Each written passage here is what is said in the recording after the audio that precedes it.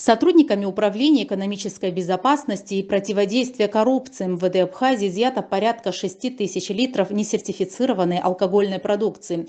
Проверка на предмет реализации несертифицированной алкогольной продукции проведена в городе Гагра и в Пицунде. В общей сложности выявлено и изъято около 6 тонн бутилированного, а также разливного вина и водки кустарного производства, различных алкогольных напитков без соответствующих документов, фасованных в разнородную тару и тару, маркированную известными брендами виноделия Абхазии.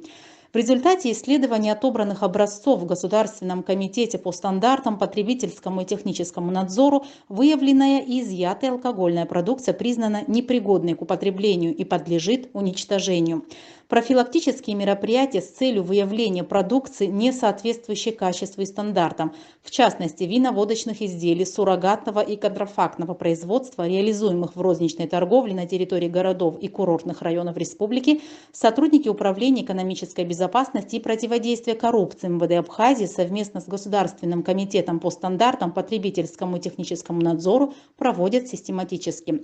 Реализация продукции без сертификата соответствия, удостоверяющего безопасность для жизни и здоровья людей, является административно наказуемым правонарушением, и лица, занимающиеся противозаконной деятельностью, будут привлечены к ответственности.